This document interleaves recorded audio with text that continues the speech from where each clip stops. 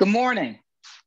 My name is Karen Freeman Wilson, and I'm the president and CEO of the Chicago Urban League. I am excited to welcome you on behalf of the Equity and Justice in Action Compact, a collaboration between the Chicago Urban League and Oregon Organic Urban Revitalization, also known as OURS, that promotes economic equity in the cannabis industry. As we find ourselves coming to a close in Women's History Month, we thought it would be powerful to talk to women in the vanguard in the cannabis industry. And, I have to admit, I've been doing a lot of things for over 40-ish years, but I can't remember a time when I've been as honored and as excited to bring a group of women together. And so we're going to jump right into this. When you think of the word boss, whether you're thinking of a boss in or out of the cannabis industry, you have to think about Wanda James. When you think of the word trailblazer, you have to think of Wanda James. Wanda James was one of the first individuals, was the first African-American, along with her husband, Scott Durant, to own a dispensary in Denver, Colorado. But she hasn't just stopped there. As the CEO of Simply Pure, she has used her platform not only to create a business opportunity for herself and her family, but she has used it to create opportunities and to open doors for Blacks in the cannabis industry, for women in the cannabis industry. And we are excited to talk to her today, and then to talk to a phenomenal panel of women. And I will introduce our panelists later. But Ms. James, let's jump right in. Would you talk about your journey a bit? How did you get to the cannabis industry? Ooh, well, thank you for all of that. And I would be remiss if I said that this isn't somewhat overwhelming sometimes, right? When you hear people say things like that about you, because nobody ever tries to be the first, because you can't try to be the first, right? You do what you do, and then somewhere along the line, a reporter says, "Were you the first?" And then they start digging, and then you find out that happened. A lot of that is, opportunity is, or luck is when opportunity meets preparedness, right? And we, in 2009, coming off of Barack Obama's National Finance Committee, we knew that they were going to allow the states to legalize. For us, we've been serial entrepreneurs forever, so this step into the entrepreneurial piece to it made sense. However, the motivation for doing this was mass incarceration. When you have family members that were incarcerated, when you have family members that picked cotton to purchase their freedom because they were busted with small amounts of pot. I mean, more pot than I have in my purse, less pot than I have in my purse right now. So when we started to see that my brother's story was horrific, but what made it even more horrific is when you find out, or when it was told to me, that story happens 800,000 times a year before legalization. Mostly Black and brown boys between the ages of 17 to 24 were targeted for slave labor in America. You all know the story. The 13th Amendment allows for slavery, and cannabis, unfortunately, has allowed for the most slavery, because we know that if we arrest young Black men, and now Black women as well too, or brown men and women. There's no detoxing for them. We don't have to put them in medical facilities. We can arrest those great big, young, strong slaves and put them to work, picking cotton right now, fighting fires in California, making artisanal cheese for Whole Foods Market. I mean, you can do, and they were doing this for $1 a day or 30 cents an hour, which is effectively slave labor. So that was our motivation for wanting to put a Black face on the cannabis industry. Now, this was 11 years ago, right? And 11 years ago, and people think that the Colorado story was this kumbaya thing that we all grabbed hands and decided to legalize and start making money, and that's how it all worked out. No, 3 governors came out against us, including the current governor, John Hickenlooper at the time. I got phone calls from Black leaders that said, you know, I'm done. I just destroyed my career. Ain't no one ever gonna want to talk to you again, you know, and how are you gonna tell the world you smoke pot? And I'm like, well, I have a Caribbean restaurant and I went to the University of Colorado. I mean, that's kind of my lineage here, you know, it's what we do. I'm surprised you all were confused. But anyway, that's a whole nother story. But, you know, I mean, so you do this and then the seriousness of what you open the door on becomes real, right? So then you start to see all of the anti things happening, the anti-letting Black people into the industry. Colorado was famous for not allowing anybody that was arrested, had a felony within 10 years of even being an employee in the cannabis space, and no owners in the cannabis space. So we wiped out all of our visionaries for first mover advantage. Why is Colorado so important to Chicago? Because these big MSOs own 80 and 90 and 120 dispensaries here in Colorado. There are 717 dispensaries in Colorado that sold $2 billion worth of cannabis last year. All of that money is now being effectively used to cause issues in Illinois and New York and California, you know, and all of those places. So, you know, as this has unraveled, you start to see the importance of fighting for Black and brown ownership, of fighting for decriminalization. Because I mean, today in X amount of states, you can still be arrested for having a dime bag on you, right? So we are at the beginning of this, not at the end of this, but this has been an 11-year journey. Thank you so much for not only sharing your journey, but sharing the history and placing it in the context of mass incarceration. So how have you continued to raise the importance of the social justice aspect of this work as you've been engaged in the business of the work? So once again, you know, I wish I could sit here in front of everybody and say that this was a finely tuned intellectual program that we decided to do 11 years ago to make sure that this all worked out. That's just not the case, right? You know, and especially when you're dealing with an illegal drug, you know, you keep falling into situations, right? And I got to tell you, one of the biggest situations that I have fallen into is Black women. Let's not get this misconstrued. It is Black women in almost every state that have been pushing this social equity agenda for our sons, for our brothers, for our husbands, and now, unfortunately, for our daughters. So when I look around the room, it's been 2 years ago now, good Lord, maybe it was a year ago, maybe it was a year ago. So even a year ago, you know, having the opportunity to meet with the powerful women across the nation that are making this happen, such as the 2 powerful women you have on this panel coming up, Toy Hutchison and Kiana Hughes. You add in, you know, Shalene in Massachusetts, you add in Kat Packer in Los Angeles, Mariska Perez in San Francisco. I mean, and you start to add in all of the women that have, and Black women and brown women that have been fighting for social equity tooth and nail. And this is an ugly fight. Please don't think that, you know, because it's cannabis and it makes us all feel good and we get together and have some great after parties after we did battle. And I mean, the battle is real, the scars are real, the targeting is real, the coming at you is real. So yeah, you know, we lit the torch, but you know, we just ignited, you know, all of those, you know, canisters of gas sitting around the country.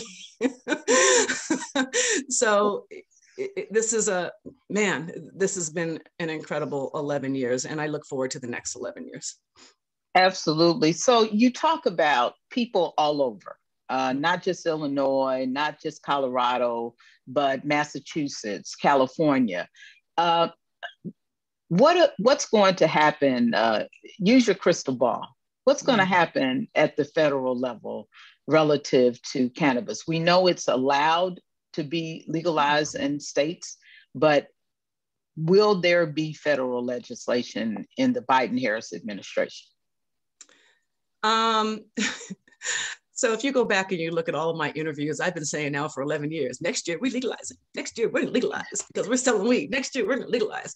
So, you know, I've been wrong and wrong and wrong. This time, I think that within the next 12 to 24 months, we'll see federal legalization happening. But then, you know, last week, the White House fired all of the interns and the staffers that have ever smoked pot, which ironically, I'm assuming that they need to fire Kamala Harris because she admitted to smoking pot. So I find it odd that that is now happening. And then we have people, you know, like President Biden, who, you know, I got a lot of respect for, but he comes from a dinosaur era that has made judgments on people who use cannabis and have decided that cannabis users are this type of a person that's not worthy to be in the White House. When we have seen that, ironically, cannabis smokers consist of Barack Obama, Bill Clinton, JF Kennedy, and George Washington. So I guess in my mind, it's time to reframe who that cannabis consumer is. And women are the fastest growing group of cannabis consumers. So yeah, I think that legalization is around the corner. And once again, it's not because of, well, I guess it is because of the people who are consuming cannabis, but it comes down to money, right? You know, what did your mom tell you all the time? You know, follow the money. With $2 billion being sold in Colorado, California, I don't know, billions upon billions getting ready to be sold. Chicago, once you guys are in full effect, is going to be billions immediately. So how do we have these billions of dollars just floating around in illegal bank accounts or in bank accounts called, you know, Wanda's fine flower arrangements because I can't have a bank account, right? So we have to legalize, A, for the safety of the people who are working in dispensaries, B, for commerce to work with banking, for loans to work, for the SBA to work. And quite frankly, if we're ever going to talk about true social equity, we have to be able to go to a bank and get a low interest loan instead of me having to give away 20% of my company to some white guy because I need $100,000 to buy new lights. So that process has to change, which is why I believe at this point, legalization is happening. And hell, New York just legalized. So with New York and California, that's half the United States. So it's time. You talked earlier about the judgment that comes with involvement in this industry. And, you know, we can't find any more judgmental folks sometimes than we find in the church and in other parts of our community. How do you, I won't say combat it, but how do you navigate that and get folks to understand that this is so much bigger than quote unquote getting high? Ooh, it depends on how spicy I'm feeling on the current day when the battle comes in front of me. And there's a number of ways of going about that. One, Black children with epilepsy are not getting access to the idea of being able to use cannabis oil. We treat probably 3,000 to 4,000 children in Colorado that have different forms, severe forms of epilepsy. And we found that cannabis oil is the only thing that helps these kids not have a grand mal seizure. And if you've ever seen a baby have a grand mal seizure, it's horrific. When we look at the idea that people coming back from chemotherapy, the only thing that stops their nausea without destroying their liver is cannabis. When we look at people with anxiety, when we look at vets coming back with PTSD and shrapnel in their body that are saying the only thing that helps me sleep at night and helps me get away from the horrific images of war is cannabis. Those types of things are about what we are focusing on. Let's be real. Weed has been smoked in everybody's household now. It's been smoked in your household. It's been smoked in your household. It's been smoked in your household. So whether it's legal or not is not going to prevent people from smoking weed, whether we can tax it, whether we can study it, whether we can find out what this does for good for our bodies is really what we're talking about right now. And to be honest with you, we're also talking about the financial possibilities of what this plant can do and how it can help to heal, especially after COVID, our community, given the fact that 41% of all Black businesses have failed during last year, not cannabis businesses, all Black businesses. So this is a way to get us back started on the right track again.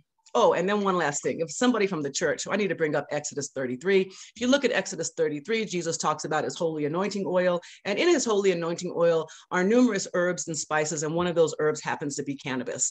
And when you look at the idea of putting cannabis oil on lepers, it would probably have worked because it helps with skin conditions. Rubbing it on women who are in labor, yes, that would have helped with all your muscle aches and everything else happening as you're going through labor, helping with your anxiety. So Jesus knew what he was doing, but that's a whole thing for Sunday afternoon. So that's your Bible study lesson for tomorrow, everyone, or this evening. I can tell that our panelists are chopping at the bit. I'm going to ask you to explain one thing before I introduce them, because I'm excited about hearing from them as well. But you referenced the owners, I've heard them referred to as the oligarchy of the industry, those who go from state to state, essentially purchasing licenses or obtaining licenses. Maybe that was Freudian. Would you help us understand what has happened in the industry in terms of ownership and how we might, and I know that there is a concerted effort to do this differently in Illinois, but how we might navigate around that in Illinois? How do you navigate around it?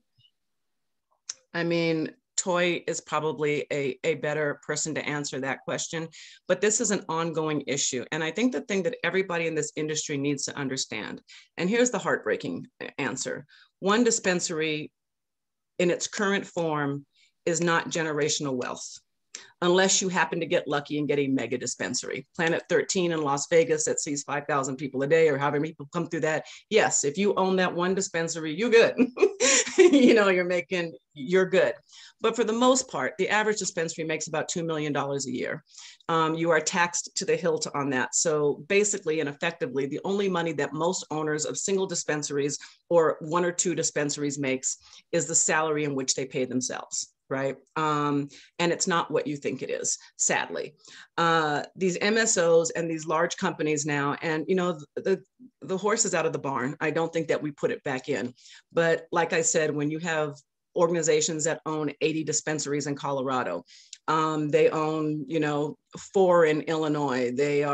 And their lobbyists are already at work in New York and Texas and Florida to ensure that they are clear to control the market. And what does that mean? It means they control the grow facilities, so they control the price of cannabis. It means they control the edible companies and the manufacturing, so they control what products you see on your shelves in each state.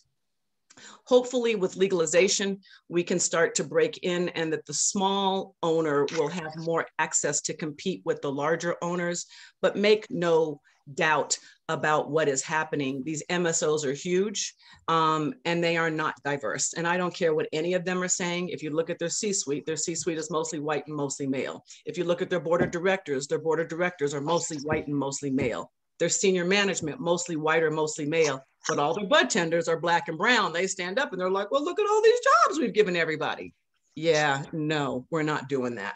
So these ladies that you're getting ready to talk to see women such as Toy controlling the Illinois, the piece, and Kat and Marissa and Shalene and all these women and Kiana talking about what's happening is where the pressure has to stay. But understand though, that's difficult as well too, because you get a lot of arrows in your back, powerful arrows, green arrows, lots of money attached to them. I just want, for those of us who aren't, and I know what it means, but for those of us who aren't cannabis savvy, what is an MSO? If you would just explain that. That's okay. A multi-state organization. So those companies that you were talking about that own, 20 dispensaries and 40 grows and 4 manufacturing facilities in California, Columbia Care that owns, I don't know, I think it's 90 dispensaries in Colorado, and I don't know how many grow facilities, I don't know how many manufacturing facilities. And they do that state by state by state. And you can see that in every single state that has had a competitive nature to get those licenses, it is ironic to me that the same identical companies win every single time, with one Black or brown little company that gets picked up. And then as you do your digging, you find out that some MSO was the one that did their application, paid their people, and put that company up in front. So this is happening in every state across the nation all the time. That is powerful. And so I think that is a great segue into this discussion to bring in our 2 panelists to talk with you about the industry. And before I do that, I just want to provide an introduction to both of them. Toi Hutchison is known as the Illinois Cannabis Czar. But she has been serving this community, this state. She has been serving the public for a long time, in that she proves once more that the road to public service starts in municipal government, because she was once a city clerk and then served as the state senator for the 40th district, and has during that entire time fought on behalf of equity and justice for our people. And I just have to add this, Toi. Not long ago, she and I were fighting on different sides of the border for the 3rd major airport in the Chicago land area. So I'm glad that we are now on the same team, fighting the same fight. I also want to take this opportunity to give an appropriate introduction to Kiana Hughes. While I just met Kiana a few months ago in my role with our compact, I have known of her and known her reputation for a very, very long time, because, in that little city on the other side of the border, we get Illinois news. So I know that Kiana, as the owner of Elevated Education, LLC, has over 16 years of curriculum development and 5+ years of cannabis education and advocacy to facilitate cannabis career education classes, write exhibits for cannabis licensing applications, develop curricula for colleges and universities, and most importantly, engage communities of color to educate them on the cannabis plant and industry. She is a founding board member and education director for Chicago NORML, and she created and facilitated cannabis industry training for people from disproportionately impacted communities in and around Chicago. She's currently the deputy director of NORML and has been writing, promoting, advocating for legislation in the state of Illinois and at the federal level. She is a well-respected member of the cannabis community, and we are so happy to welcome both of you to this conversation. And thank you for being here. And so I want to go to first Toy, who was at the Senate at the time, and then ask Kiana to talk about it from the perspective of someone who was pushing the Illinois General Assembly. Would you talk about the journey for cannabis in Illinois? So yes, hi Karen, hi everybody, happy to be here. I can't tell you how much I love to listen to Wanda. She's my own personal shero, and really one of the first people that I talked to in depth that took the lid off me being able to really talk about both the hypocrisy and the stigma. So we could start to, because it's, and using those words in and of itself is powerful. And Kiana, I tell everybody, I start conversations with like, you don't know what's in a tussin plant. Ain't no such thing as no tussin plant. Like if you know a grandmother would make you take Robitussin for everything and we trust that, don't know what's in it. Kiana is a powerful public speaker that has been one of the best people I've ever been around to listen to the power of plant-based medicine and all kinds of things in your body and what our communities have been going through. And getting a chance to meet people like this across this journey has been, it's like air for your soul, because there are gale force winds at play here. I mean, there is nothing easy about a cannabis conversation at all, no matter who you're talking to. People come to this viscerally because unfortunately for our communities, there's a whole lot of collective trauma and pain. And so I remember talking about this early on, like when we were first dealing with decriminalizing and we were first dealing with creating a pilot medical program. And we drew the most narrow medical program in the country when we decided to do that in like 2013 or 14. I remember this is in the backdrop of Colorado that had gone in 9.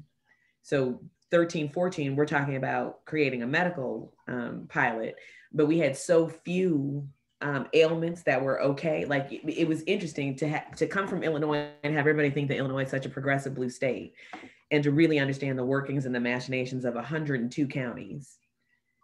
95 of those counties look more like each other than they'll ever look like the greater Chicago metropolitan area. So Illinois could be very, very, very, very more purple than people realize when you start looking at statewide policies and trying to navigate that through a legislature. And what we were thinking about at that time was patience. Just that nobody who was sick needed to be in a situation where they were treated like a criminal. They didn't have the language to talk. I don't remember any language talking about who owned these places, but just that the people who were sick and dying and chronically ill and in pain. And we met, a little girl who had epilepsy came to the gallery. We were talking about, and I remember how non-contentious passing the ability to use cannabis oil in epilepsy for this child was not as controversial as when we got to the point where we were talking about adult use and recreational use. And so we were the first state to attempt to do all of the things at one time, to do the criminal justice things at the same time that we were going to change the face of the industry at the same time that we were going to take the money and reinvest it in communities. The fact that we had 3 pillars where most people, started legalization, as in Colorado, no impact whatsoever on the people it harmed the most. Or after Massachusetts passed by ballot initiative, they drafted a statute that had equity measures in it, and it still took them years to get licenses out the door. So it's like understanding Illinois in context with the country and understanding how incredibly difficult all of these multi-layered things are to break through, and especially to break through it at the same time is it's a fascinating learning experience. And the only thing I can kind of talk about is the through line that I live by the mantra of like, how do you change the face of the industry? What do you do with the money? And how do you undo the harms? And that if you're talking about cannabis and you're not talking about those three things, then you might as well take several seats, because you cannot normalize and legalize an activity for whom the exact same activity destroyed whole communities. And the understanding that it's going to take, this is trying to dismantle about 87 years of horrific drug policy that was directed at us. Unraveling, dismantling systems is a thing that requires all hands on deck and pressure points in all kinds of different places to do it. So you have to use the courts, you have to use the legislature, you have to have an administration that's willing to lean in, you have to have all of those pieces, otherwise, in light of the fact that our communities, the story and the history of our communities has always been one of the struggle for incremental change. It's like when I look at the cannabis space and how you can put all of this in one place, like it's criminal justice reform, it's drug policy reform, it's a case study in how you reinvest in communities. But it's not unlike the fact that Congressman Lewis was beaten on that Edmund Pettus Bridge 55 years ago. And we are right now watching a trial for an officer who killed a man in broad daylight. It's not like any of the things that have been killing our communities have gone away. It's that we keep fighting. And for me, in this moment right now, it's like I just know that when you move into position and you have the baton, like I don't know that we're going to get to the place where it's all fixed, and then we get to live our full and productive lives throughout the entire economic stream. I just know that right now we got the baton, and you got to run as far as you can, as hard as you can, for as long as you can, for as many people as you can, until it's time to pass this baton. And so when I look at everything that's happening right now in Illinois, it's like putting the jackhammer in the ground for the first time, which is loud and noisy and messy, and there's rocks and there's debris and it flies all back up in your face. And you cannot be afraid of that, because that's what has to happen to break the ground we need to break. And the fact that we're in Women's History Month and I get to share this panel with people who I adore, especially since this is the hardest work I've ever done in my whole entire life. Turns out birthing an industry is hard, and we're in labor. Imagine that. We're in labor, and labor hurts, and contractions are necessary. And the only way I know to get through it is to push. It's the only way I know to get through it, is that we have to push from every single angle we can, because the history of us is not changing anytime soon. So it requires us to not take our eyes off the ball. It requires us to understand that when you take up this work, the gale force winds are hard, and they are strong, and they're designed to knock you off balance, to gaslight, to redirect you, to move you in a different way, when the goal is, how do you change the face of the industry? What do you do with the money? And how do you undo these past harms? Period. Because you have to center the people who have been outright barred from this, as we move to normalization and legalization on this. So the hypocrisy and stigma are real. The efforts of people who do not want to see this happen are real. The hidden hands that move to stir up mess are real. All that stuff is real. But the goal and the fight is necessary. It is worth it. And it's why we're here every single day. You don't get to tell us that we can't participate. And gone are the days where you get to make policy about us without us.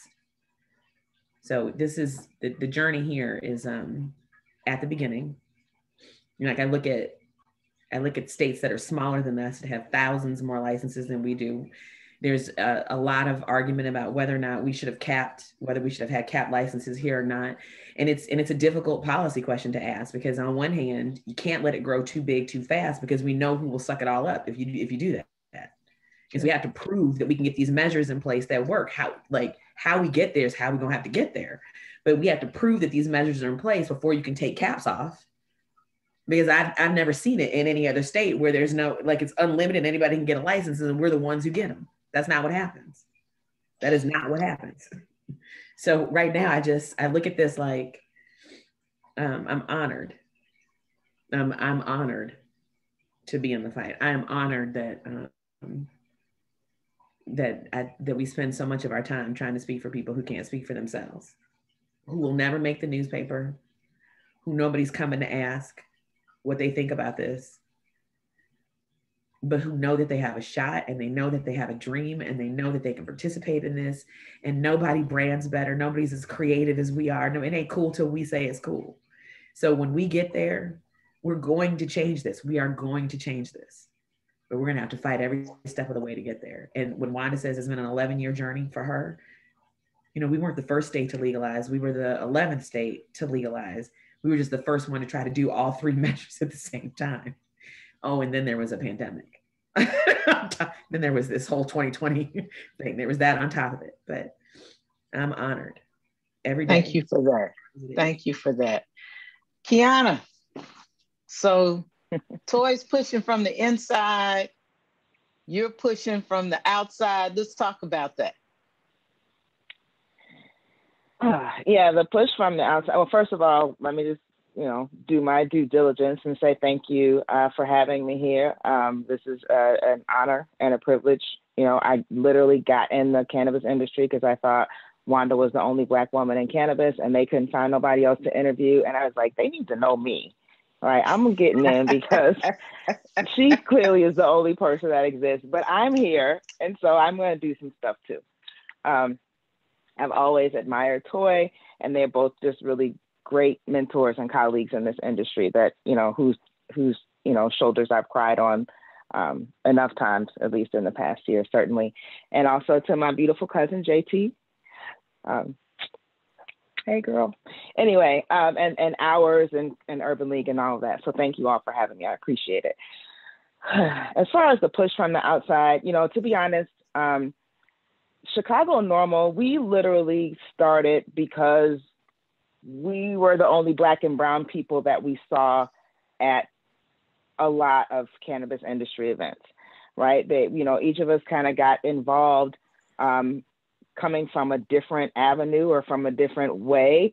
And, somehow would find ourselves at the, as the only chocolate chips in these very, vanilla functions.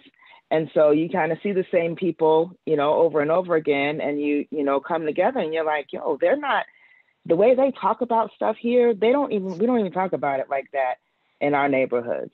And at this time, when we got started, there was no money. There was money, but not really for us. There was no real opportunity for licensure or anything. So at that point, we were really just looking to spread the word about the medical program, right? And we just kind of found ourselves in this situation from a very altruistic and real place of wanting to educate our communities and our people and prepare for, if and when it comes, we want to be ready for it, right? And that's really just the spirit of where we started from. So, we were kind of, just kind of up and running and doing our thing for a couple of years and before this conversation was really starting to happen. We started in the Rauner years. And so when we were first approached by, Cassidy and Staines and their group that were drafting the bill, it was from a position of, okay, well, what can we do to have social equity? Social equity was just really starting to become a buzzword at that time. And, it was kind of popping up here and there. A big fight that we kind of had a lot was to separate, like, it's not social justice, it's social equity. It's not social equality, it's social equity. And here's how that's different. But I remember so clearly that getting that first draft of the bill, and it had what is now called the R3, but it used to be called the ROC, right? Restoring Our Communities program. And at that point, that was the social equity program, right? That was what was being proposed for social equity. And we were like, this ain't social equity. What is this? And I had spent 4 months living in Oakland. I went to Oaksterdam University and I volunteered. I spent some time with an organization called the Hood Incubator. And if you know anything about Oakland, their social equity program was, great. Great. You get a year of, free rent, and then you're incubated by this other company and so on and so forth. So part of my volunteerism there was just literally calling people that were in these specific zip codes to say, hey, did you know about this? You could get this, you can qualify for this. And so I got to know a little bit more about that program. So then when I saw what was being proposed for us, I'm like, no, this don't even have the right words in it. Like, what is this? Rose, bless her heart, she was just like, well, what do you guys want from me? And so we're like, okay, don't worry about it. We'll give you a plan. And we just literally researched anything social equity-ish from across the country. Anything anybody said they were doing, we were like, okay, put that on the paper. And that plan exists even now to this day. We have it up on our Chicago Normal website as our social equity program, which is kind of like what we have, but not really what we have. But we threw it out there and we're like, listen, this is how hard we need to come, right? This is what's happening all across the country. And if we can't do something like this, we don't even need to do it, because this little stuff that you're talking about now is not it. So there was we had to push the legislators on that end of it, right? And then we had to get buy-in from our communities and from our own people who, talk about the church, child. The church was fighting us. The NAACP was fighting us. We had to fight really hard against just the general mentality and idea that, the white folks ain't gonna let us get none of this weed money, right? And how that's just kind of, and we're still fighting it because they still like, see, I told you the white folks weren't gonna let us get none, but we still have to about that keep the momentum going. Yeah. Sure.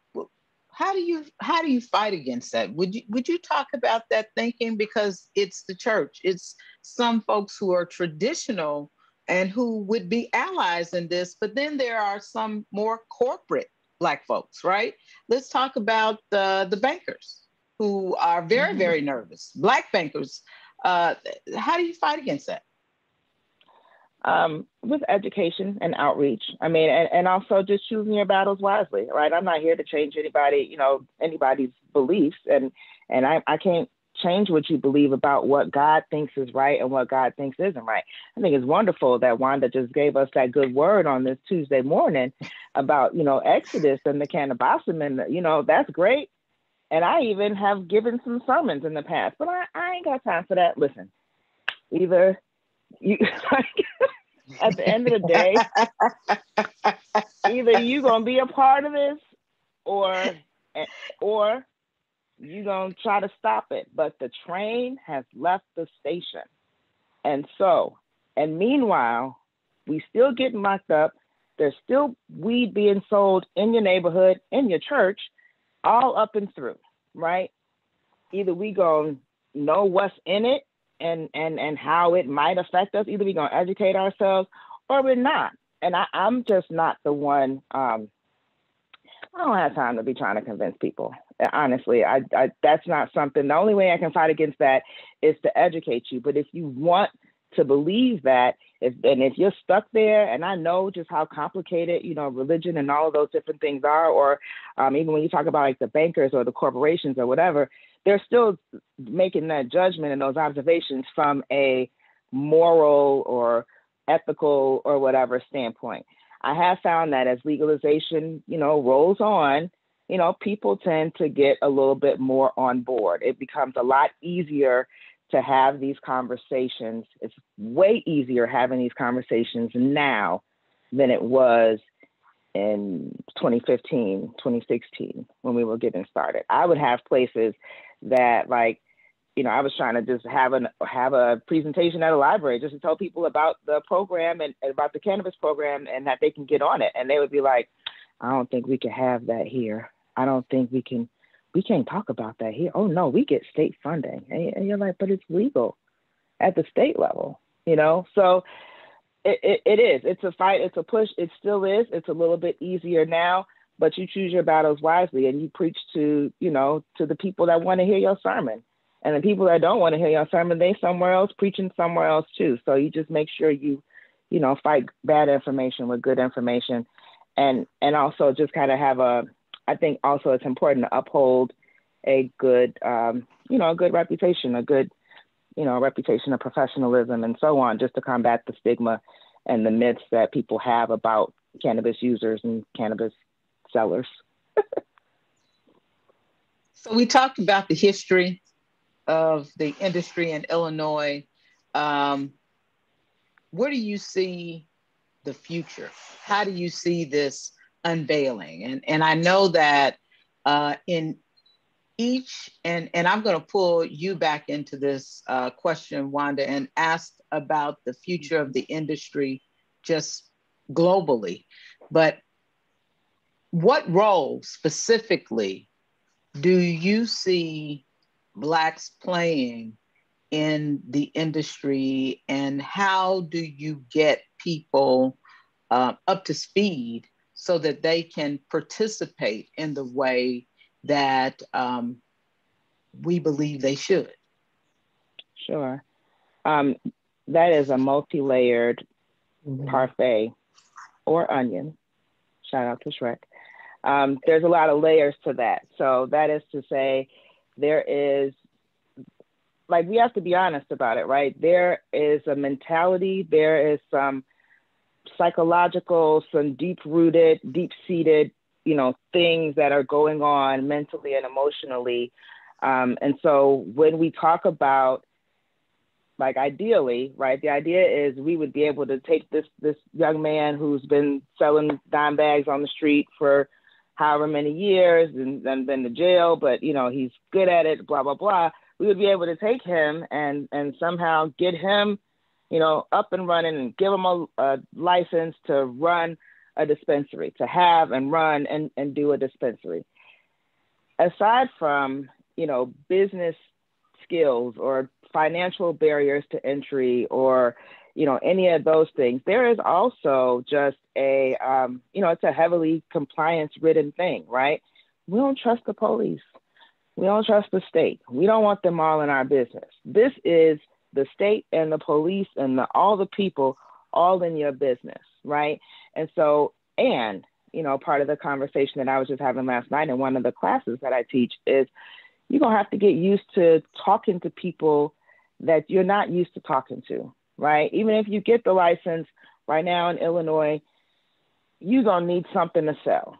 And the truth of the matter is, as it stands to get started, you're probably going to be selling one of the, some stuff from the MSOs, right? And you need to build those relationships and you need to so there is a lot that needs to be done to get you from point A to point B, just in terms of what the general public, sees and thinks of as a social equity applicant. And I don't know, I don't necessarily know how we get there other than to just keep, having these kinds of forums, having these real talks and these real conversations, and then also trying to build bridges, so to speak, right, to get them from point A to point B. And also, I think one of the things that we really need to talk about moving forward is, even though we're working on the legislation and we're doing all these things, we're trying to get more and more people in the lottery and then get, more Black and brown ownership and whatever. We need to be creating some type of mechanism or vehicles where we can lend to ourselves, right? Where we are, whether it's crowdfunding, pulling together, everybody want to know, I got $10,000, I got $5,000. I just got my stimulus check.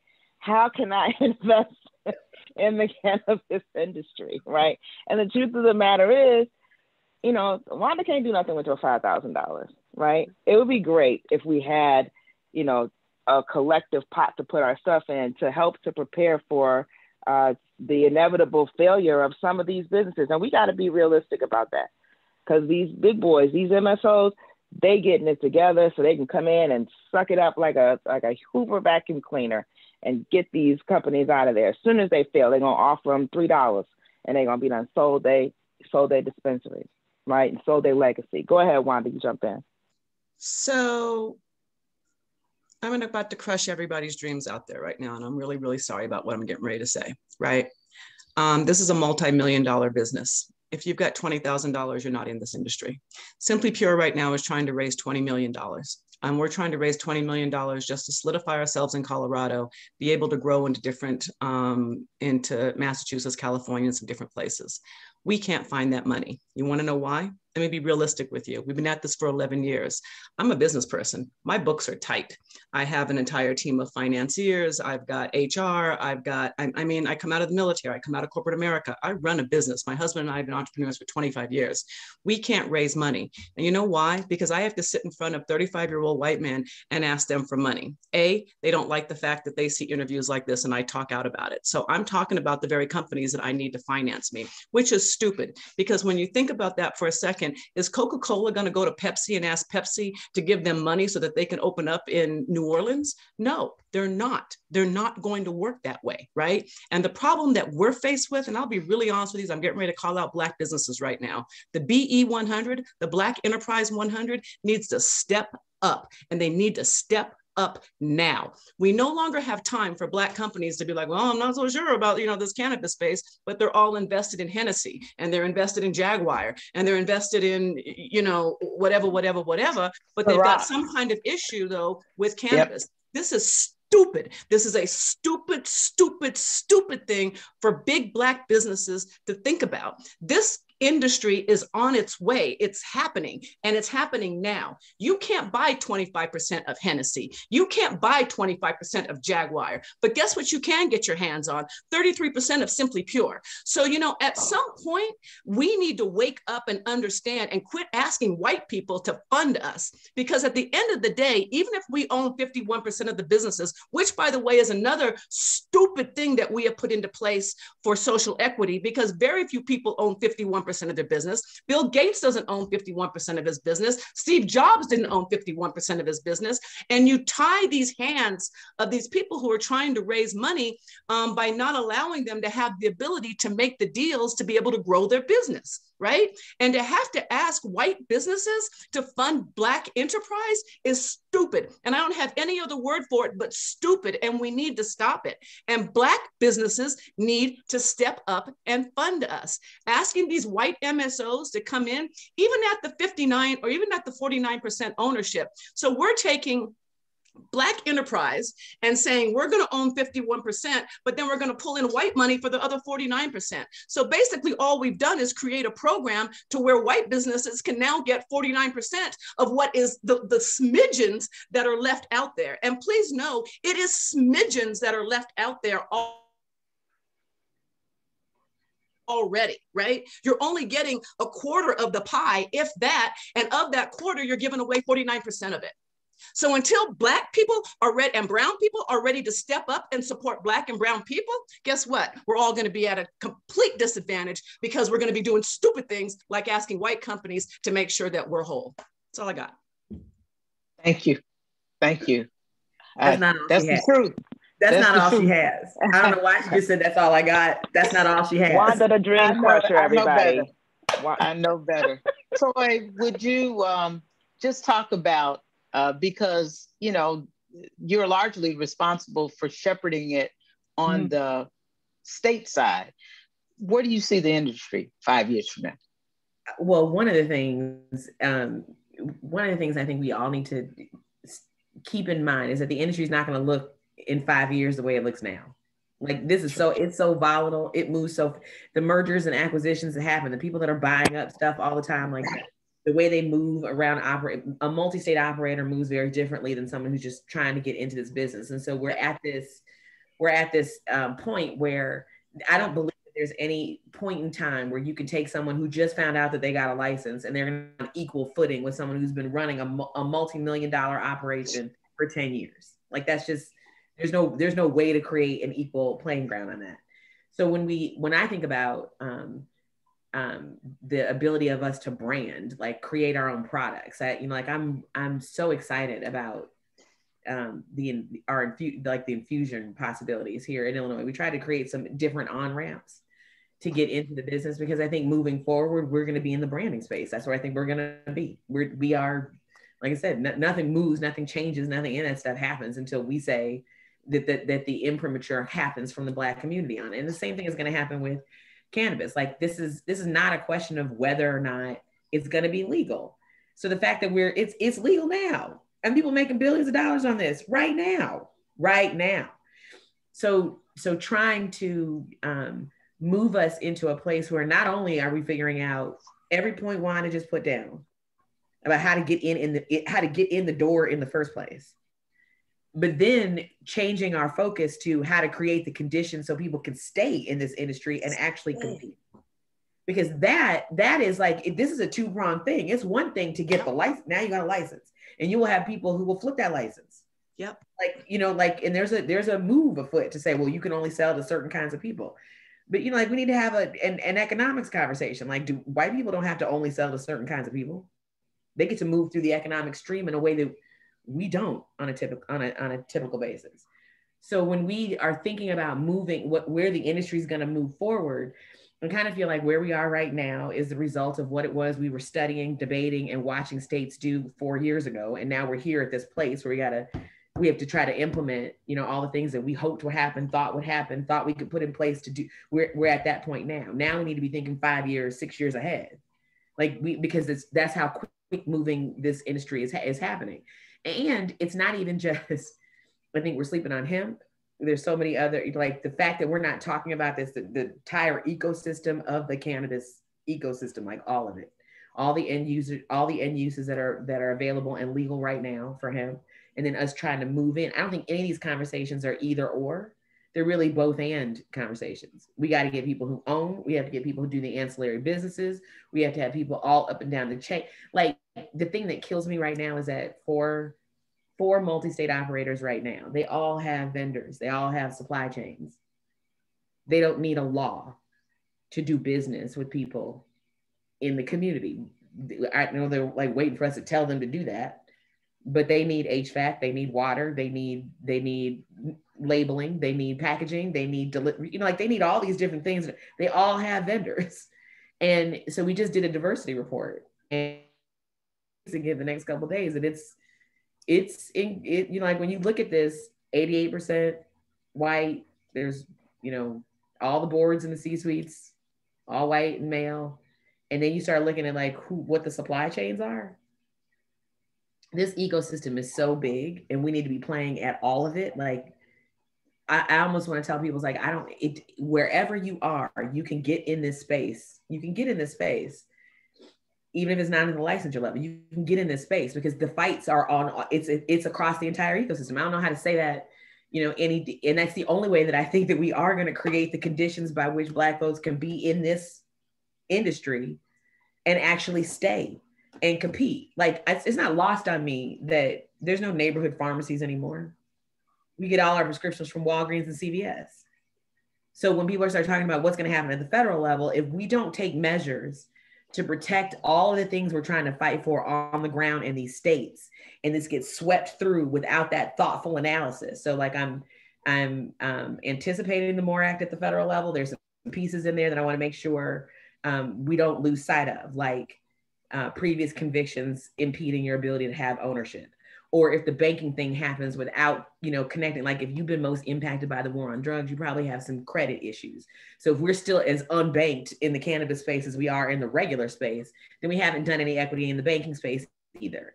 This is multi-layered, it's complicated, it's intersectional, and it's done in a way that's supposed to be that, because systems produce what they are designed to produce. And that's why we see what we see as a result of this system. To dismantle this system means you have to do it at every single layer, because that's what the definition of systemic and structural racism is. It's embedded. So once you peel back this, you find another thing. You peel back that, you find another thing. You peel back this, you find another thing.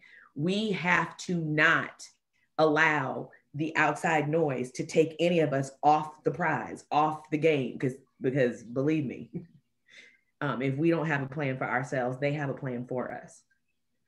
And if I understand that systems produce what they're designed to produce, then the only way to change what they produce is to dismantle that system. That means at the first sign of trouble, you don't stop. You don't stop. We cannot stop, because it's absolutely asinine to me that there are 39 states with an active, while the federal government is saying there's no medicinal use. There's no medicinal use for this product.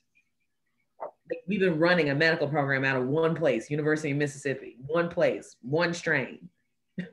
So we're on the precipice of finding out all kinds of stuff. And the federal government is literally like, we don't see it. We don't hear it. We don't anything. I don't understand it. It's absolutely ridiculous.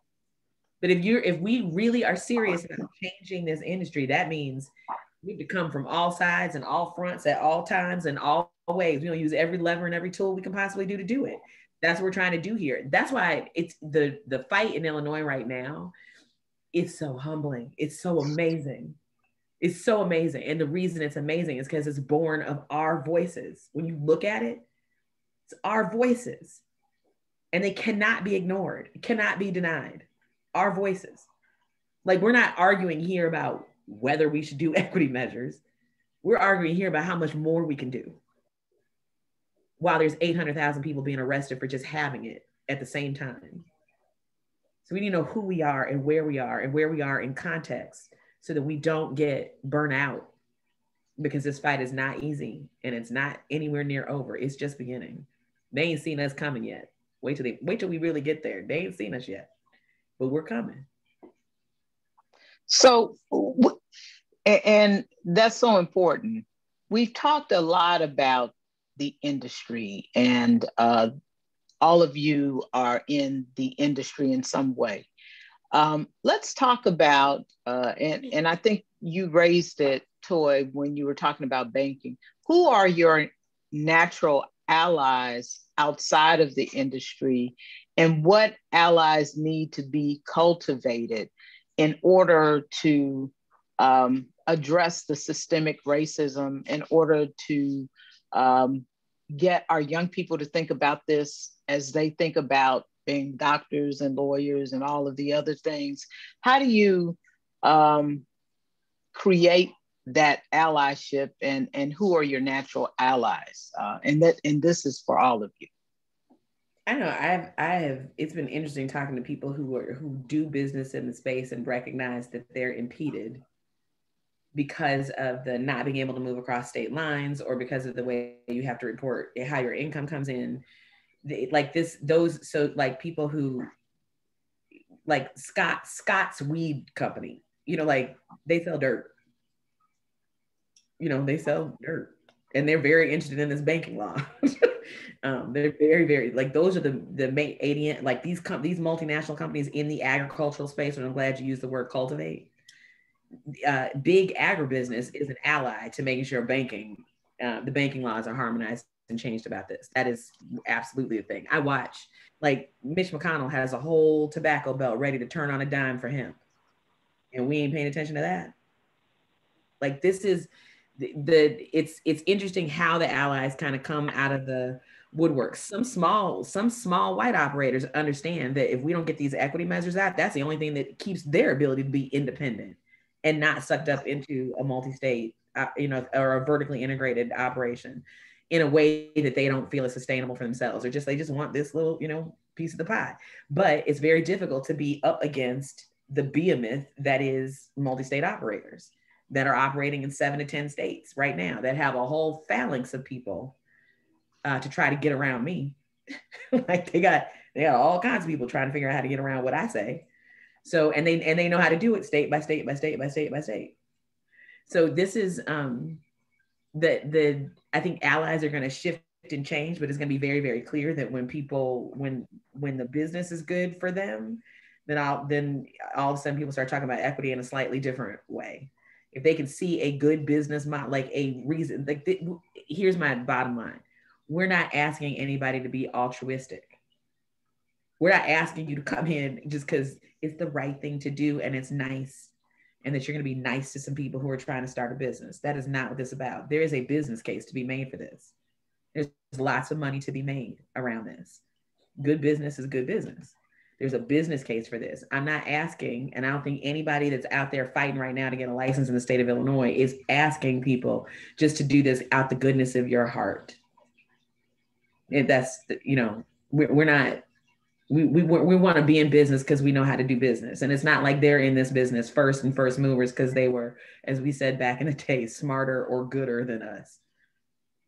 There were some structural reasons for why we weren't there. And we're going to dismantle those things whether they like it or not, but it's coming.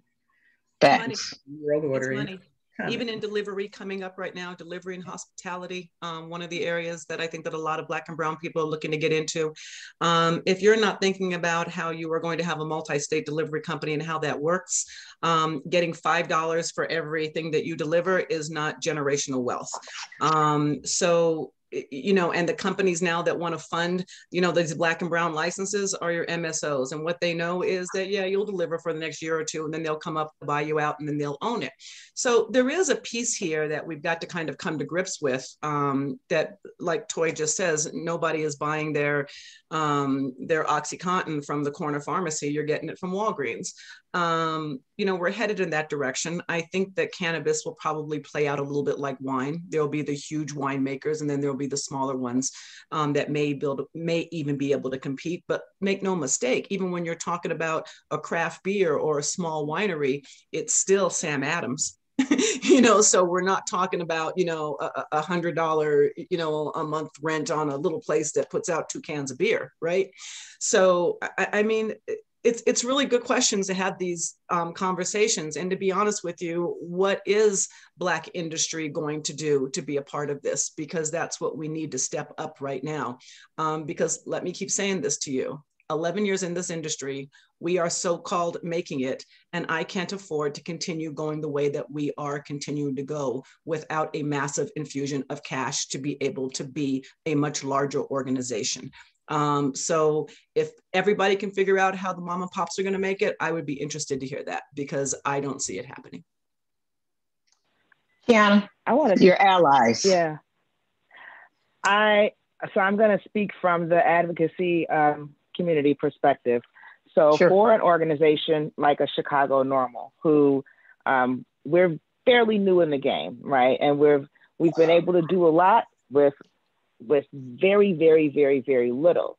When Wanda talks about not being able to sustain, you know, at this level without infusion of capital, the same holds true for organizations like a Chicago NORML, right? Because we do what we do for free, basically, but there is a lot of work to be done. And so it is difficult to, and it would be nice to not have to nickel and dime people, right? Because when you're trying to put out education, when you're trying to put out, you know, do outreach and different things of that nature, and especially for who our demographic is, they're not always used to paying for professional development, right? They don't always have that kind of mentality in mind. It's great that we have different things going on with community colleges, and those licenses are going to come out and people are going to be able to go to school. And that's dope that we got, you know, different colleges and universities that but the people that we really trying to reach, they're not going to be there, right? And they don't necessarily have, you know, the money, even if it's just $150, $100, whatever, you know, to put towards that, right? But we want them to get the information. And so the kind of organizations now that we're looking to be allies with, to be honest, we're looking even outside of the cannabis industry, right? It's time for us to start getting some of that big funding in, because, and it's a struggle for us too, because even though we don't touch the plant, people are still like, but you got marijuana in it's in the name, or, you know what I'm saying? You're still a part of that industry. And how do we, you know, we might not be able to put our money towards that, but that's really what we're looking for. And a lot of people are, you know, everybody wants to make some money. We got that. We're with that. That's it. But if we are to carry out our mission, right, we're going to need funding and support from the Black community, right? We're going to need funding and support from the white communities. We need some MacArthur Foundation money, right? Mm-hmm. And the big guys they plan with money, right? And they're able to take their money and put it towards lobbying efforts and things that we would never be able to do. You know, Edie and I, shout out to Edie. I see Edie Moore is in the participant panel. You know, we rolling out to Springfield in our own cars, on our own dimes, you know, trying to, hey, can we talk about this? Can we talk about that? You know, that's the kind of allies that we're looking for at this point, within the community as well as outside of the community, and not having to steady fight the white boys ain't gonna let us get none of that money. Like, okay, but how are we going to prepare ourselves? Like, help us help you, right? Help us prepare the people, to work the harvest, right? Help us do that. But that's just one of the main struggles that we have, and some of the allies that we need to build. And looking outside of anything cannabis related, to just, give me some of your white guilt money. I'll take it. This is why legalization needs to have happened, because we should be able to, and I don't want to keep using Simply Pure, but just because I know it better than any other company out there, but Simply Pure should be able to go to Citibank today and say, we've been in operation for 10 years. We run good books. Right. Here's our profitability. Here's what we need. We want to go buy 4 buildings. We want to expand into whatever. I need a $20 million line of credit. And in any other industry, given what we make and how we do and all the things that we are vocal on, we would have it. Absolutely 100% hands down, at a very small interest rate, as opposed to giving up, 40% of my company, right? I mean, so right. We need legalization to happen for us, but understand with legalization, it also opens the door for those larger organizations, to move in if we don't have more Simply Pures in place. And that's what Kiana is saying, is we need more of us in the pipeline ready, so that when the banks do open, we can go and say, hey, I've got 3 locations, we're in business, we've made $100,000 last year, or whatever that is, so that we can talk business to these banking organizations and the SBA once that veil comes down. Thank you for that. I'm going to transition us, but I cannot thank all of you enough for allowing me to be a part of a powerful conversation. I've been educated today, and I just want to say that you should consider the Chicago Urban League an ally. And you should also know that I'm encouraging my colleagues throughout the country to consider what role they can play in supporting cannabis in their areas, in their states, in their cities.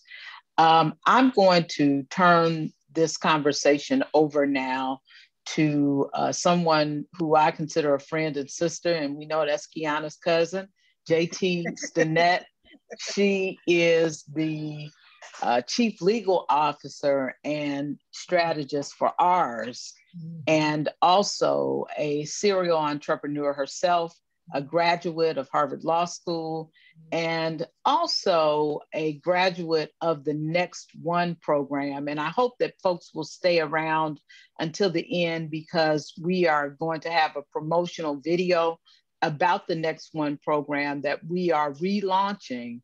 And one of the target businesses that we are looking at are those who are cannabis adjacent. So JT is going to take the questions that you all have been putting in the chat. I would encourage you to continue to do that, but please welcome JT Stinnett, and she is going to take over from here. Boy, am I a happy girl to be in this company with such phenomenal, dynamic women. I have been following you, Ms. James, since the beginning, on the outside, wondering how I could play. And as Kiana said, my beautiful cousin, you inspired us. Hey, there are other Black girls out here that want to participate. So Toy, I saw you on the Nas special, speaking about the work that you did here in Illinois, and we are forever thankful. There's more work to do. And so what we did with ours is looking to be a multi-state operator. We are wholly African-American owned and mostly women-led. And we went to the Urban League to talk about ways that we could create equity and justice and impact. And there came the compact. And what's been very affirming is in your all's feedback, you've said that there's a need for sessions like this and a fund and a way for us to gather together and create a pathway for minority businesses, not just to participate in the industry, but to thrive. And so our goal is to create a toolkit for that to happen. And we know funding is a huge part of that. I could go on and on, but just want to just do a nod to all of you guys in thanks and gratitude. And I want to start out, we have a question here, and I'm going to put it out to all of the panelists. Is there a known connection strategy between delayed federal legalization and keeping access to capital limited for certain groups? I do believe that there is nothing that's an accident that happens in this space. And I do believe that there are forces at play that have made it so very difficult to move, to be on this legalization march, state by state by state. But the fact that we're doing this state by state by state, like, I really thought that once, you know, the population tip would happen. Actually, I really thought that once we had gay marriage, we would have legalization would happen. Like, it kind of tracked the same. So I just thought, you know, like, once people realize that worried about gay people getting married, we're gonna legalize cannabis at the same time. I just thought that it was gonna happen. And so watching this, you know, the majority of the population in this country lives in a place in a jurisdiction where it's legal in some form or another. You know, like, I'm still blown away that we're having to do the fights that we're having to do. But then on the other hand, like just my points earlier, I'm not blown away because I'm not naive about who we are in this country and what the history of us is. You know, like, we're talking about a product, we're talking about a plant that's been used by indigenous cultures around the world for thousands of years. And nobody bats an eye if I pick up a glass of wine, which has a fatal dosage point. And we all recognize you have cane-based fatal dosage points, pharmaceuticals delivered to your door right now. So it's incredible to me how fast, yet at the same time, how slow this is moving. You know, like, because that's a weird dichotomy. Like, it's speeding ahead. It's becoming more corporate, you know, corporatized every single day.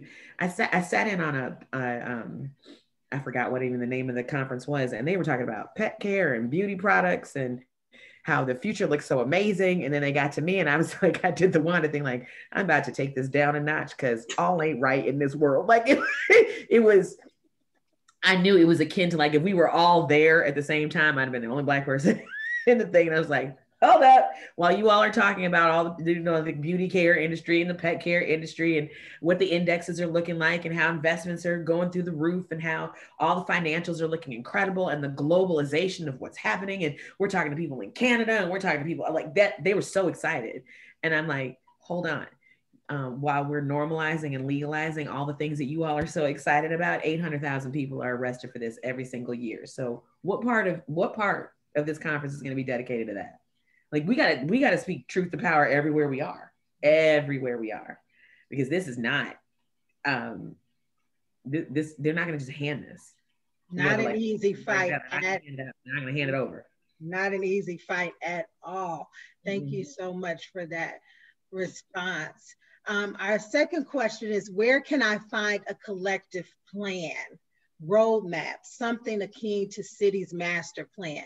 Is there a plan to create one? How can I help? Yes, there's a plan to create one, because all the women that Wanda mentioned earlier, we got together in Arizona and it was incredible. Like, we all felt like superheroes, like feeding off of each other. We were all like, I'm here, you're here, we're here. We could change the world. Like, it was, because really the only thing we're held back by is what we can dream up, what we can conceive. That's the only thing that's holding us back right now. But we did start a cannabis regulators of color. There's women from all, like, I think there's 9 of us that started this thing, because we recognized that as the regulators from all the legal states were going to come together, that we didn't want equity to you know, we wanted equity to still be centered, and it's centered in all of our work. So how do we talk to each other about best practices? How do we talk to each other about what equity means? How do we educate people around the world as to how equity in the cannabis space is not the same as diversity and inclusion? No. Both important topics, but they are not the same. So And especially as people are grabbing onto the word equity, and which can water it down, like really what it is designed to do. So keeping the people that at the forefront, the nexus to, if the war on drugs, what we know about the war on drugs and who it impacted blatantly, and keeping that reality and that truth centered at every single decision, whether it's banking, licensure, supply chains, property, real estate, the environmental conversations that are going to come up, because right now we haven't heard a whole lot about, just the environmental impact of both cannabis and hemp, and indoor versus outdoor grow. Like that equity needs to be centered in every single part of that. I can't wait to see more organizations across the country, especially Black farming organizations, who used to be the number one producers of hemp, and we're pushed out of all of those things. Like, we have a very unique and amazing history tied to this plant. And so it's time to own that history. It is. And we also need to come down to the business of this. So folks, anybody that's looking at getting into this industry, and I don't care how small you're thinking about or what you're thinking about, you need to have a top-notch finance person tied to your hip. If finance isn't something that comes off of your tongue as, first language and that you understand intently, you need to find somebody who does. You cannot make it in this industry right now if you don't understand warrants, if you don't understand investment policies, if you don't understand how to evaluate give a valuation to your company, if you don't understand that. If you don't understand those things internally and deeply, you have to bring on somebody that does, because at the end of the day, this is business, and it's not small business, it's big business, and you must know it inside and out. No way around it. Such an excellent point. And I think that brings us back to the Next One program. I'll do a little plug for it. But a huge component of it is going to be focused on recruiting ancillary businesses and cannabis adjacent businesses, but a huge component is finance. I think for any business it's important. I think in cannabis that is so regulated, it's very, very important. And so thank you for that, Jewel. Next question. Have you ever engaged Dr. Claude Anderson, who has great insight into business and politics? Anyone familiar? No. I'm not. Okay. We'll table that and do some research on who Dr. Claude Anderson is. And final question. Is it a good idea to start a CBD vending machine during the pandemic? We talked a little bit about hemp, and anybody want to jump in and talk about CBD in a vending machine? Wow. I don't know. I don't know. Yeah, Tori, can they do that? Is that a thing? You the regulator, can we do that? I do know that CBDs are wildly unregulated, and that's a thing that we have to talk about. But I don't ever want to pour water on anybody's dreams about whatever it is they want to, whatever kind of business they want to start. Like, there's a lot of different things you can get in vending machines. So, okay. You tell us if it's a good idea. I never even thought about it. Never thought about it. Great question. But as we close, would you all have any thoughts about hemp as a way to maybe, especially when licensing might not be so easy to get access to, using hemp as a gateway or a way to get involved in the industry and, towards cannabis? Absolutely. I just want to say real quick, because this is something that's fresh on my mind. Elevated Education just developed for Chicago NORML the hemp business crash course, and it really is just an introduction to what is the hemp industry in Illinois. What does that look like? It is it's a viable option, right? The barriers to entry are much lower. The licensing process is much easier. There are still some snags and some different things in there, some hangups within the hemp industry. So I don't want to make the mistake of oversimplifying, what it takes to really do it at that level. But it's absolutely an option. And I do think it's one of those things that, like, even as I started learning more about it, I was like, well, why have we been talking about this cannabis stuff?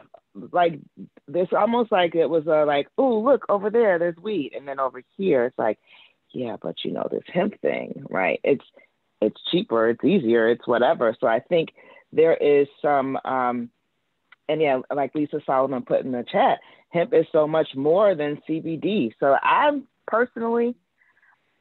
sick of even hearing the letters CBD. And I would really love for people to do some innovation beyond, even just innovation of thought beyond, CBD. There's rope and there's hempcrete and there's plastics and there's all kinds of stuff. There's all kinds of stuff with hemp. So the end uses for this, it's worth it. Yeah, the end uses for hemp are just it's insane. It is really insane, and in prime for us to be thinking about what that is and be the innovators that we are, that our communities are. Even when you understand, like most of the naval shipping ropes, early on were made out of hemp. Our Declaration of Independence, hemp paper, like in textiles, in I've even seen uses in semiconductors. In Israel, they're building houses out of a mixture called hempcrete, sustainable housing. I mean, like, it is, the end uses are just incredible. And I'm serious when I say Mitch McConnell has the entire tobacco belt in this country ready to turn on a dime for hemp. That's how it got into the 2014 Farming Act.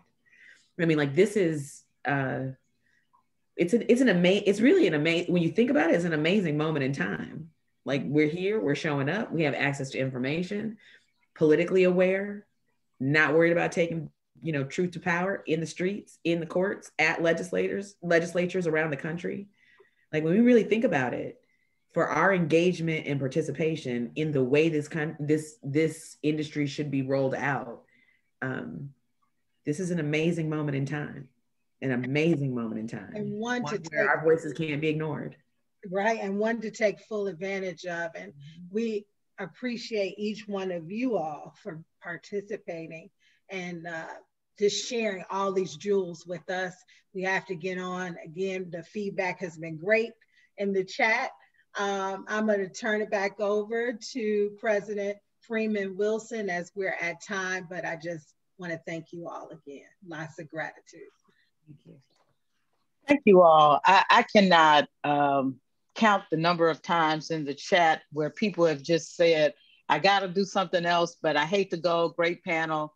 And it has been great because of your candor, because of your heart for our people, because of what you're doing. And I just want to thank you on behalf of the Chicago Urban League and on behalf of the folks who have had an opportunity and will have an opportunity to hear you, because not only did we go live on Facebook, but we are going to run this on our YouTube page and on our website and everywhere else.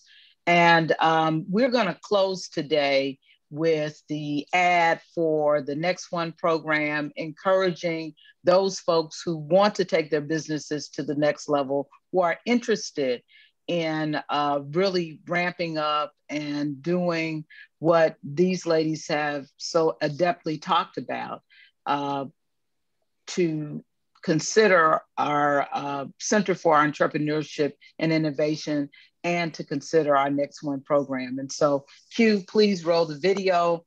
And again, thank you. Thank you to JT for your partnership today and for your partnership with the R's and EJC Coalition. Thank you all. Thank you. Thanks for having me.